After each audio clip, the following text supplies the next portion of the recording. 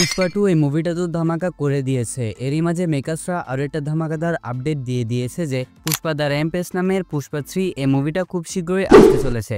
যেমনটা আমরা পুষ্পা পার্ট 1 এর মধ্যে দেখতে পেয়েছিলাম, মুভির শেষ সিনে পুষ্পা পার্ট 2 এর মেইন ভিলেন শাকা অসরের সাথে আমাদেরকে পরিচয় করিয়ে দেওয়া হয়।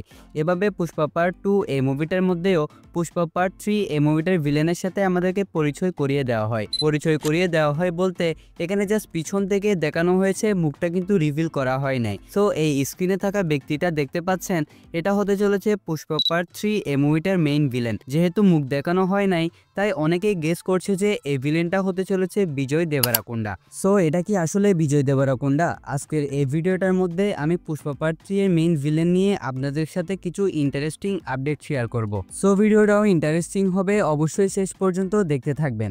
ওকে, তাহলে আর কথা না বাড়িয়ে ভিডিওটা শুরু করা যাক।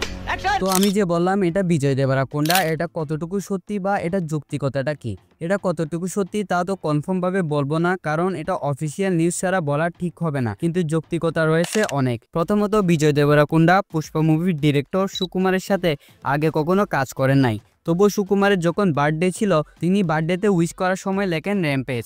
আর আমরা যেমনটা জানি পুষ্পা পার্ট 3 এই মুভিটার টাইটেল হবে Pushpa the rampage. So Pushpa 3 এর নাম র্যাম্পেজ, আবার এদিকে বিজয় দেবরাকোন্ডা উইশ করার সময় লিখেছিল র্যাম্পেজ। সবকিছু মিলিয়ে একটা বিষয় ইঙ্গিত করছে যে পুষ্পা পার্ট 3 এই মুভিটার মধ্যে হয়তো ভিলেন রোলের মধ্যে আমরা আসলে বিজয় দেবরাকোন্ডাকেই দেখতে চলেছি। তাছাড়া এই মুভির নায়িকা রাশমিকা মান্দানার সাথে বিজয় দেবরাকোন্ডা অলরেডি দুটো সিনেমা করেছেন। তাছাড়া অনেকে বলে থাকে যে বিজয় দেবরাকোন্ডার সাথে রাশমিকা মান্দানা রিলেশনে রয়েছে। সবকিছু মিলিয়ে মানুষ গেস করছে যে পুষ্পা 3 তে বিজয় দেবরাকোন্ডাই হতে চলেছে মেইন ভিলেন। কিন্তু এমনটাও নয় যে বিজয় দেবরাকোন্ডা এই মুভির মেইন ভিলেন হবে। এই মুভিটার মধ্যে আমরা বিজয় দেবরাকোন্ডা ছাড়াও অনেকগুলো ভিলেন দেখতে চলেছি। যেমন পুষ্পা পার্ট 1 এর মেইন ভিলেন ছিল শিনু, কিন্তু আমরা তাকে মারতে দেখি নাই।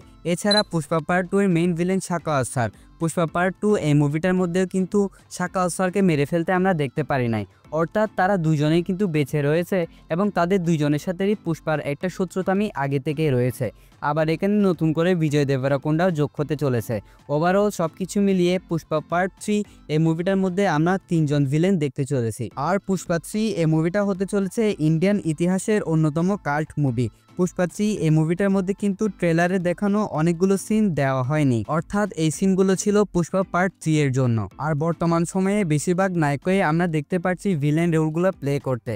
যেমন ওয়ার 2 এই মুভিটার মধ্যে ভিলেন রোলে আমরা দেখতে চলেছি জুনিয়র এনটিআরকে।